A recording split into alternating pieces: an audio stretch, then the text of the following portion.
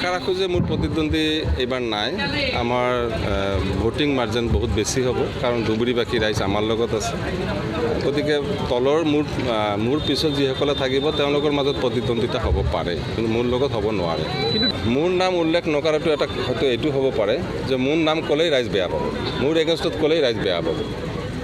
আজি চহৰত যাওঁ, আজি চহৰে নগৰে যাওঁ, চব জেগাতে মোৰ জহুল ইছলামৰ, মোৰ দেউতা জহুল ইছলামৰ কথা হিচাপে জহুল ইছলামৰ হৈ পেলাই যথেষ্ট মানুহ আছে, সকলো জেগাতে তেখেতৰ আন্তৰিক মানুহ আছে। তেওঁলোকৰ পৰা আৰম্ভ কৰি আমাৰ পৰম্পৰা ৰাজনৈতিক যিটো ভেটি, এইটো ৰাইজৰ মাজত এটা আস্থা আছে, আমাৰো যথেষ্ট আস্থা আছে, আৰু স্থানীয় ভাই হিচাপে মোক একচেপ্ট কৰিছে। গতিকে বাহিৰৰ মইনুল হক চৌধুৰী আছিল, কেতিয়াবা হয়তো আজমল ডাঙৰীয়া যেনেকৈ আছে, আকৌ ৰকিবুল হুছেইন আহিছে, কেতিয়াবা সিৰাজউদ্দিন আহিছিল, আকৌ গোলাম উছমানী আহিছিল। গতিকে সকলোৰে ক্ষেত্ৰত দেখা যায় যে একদম জিৰ', তেওঁলোকে MP হৈছে কিন্তু জিৰ'। গতিকে মানুহ ৰিয়েলাইজ কৰিছে, চৰকাৰমুখী হৈছে মানুহ, এতিয়া চৰকাৰ ইকুৱেলি বিতৰণ কৰি আছে, ডেভেলপ কৰি আছে।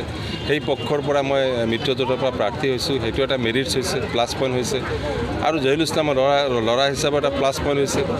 গতিকে মই আশা ৰাখোঁ যে এইবাৰ ধুবুৰীবাসী মানুহ বাহিৰত ভোট নিদিব।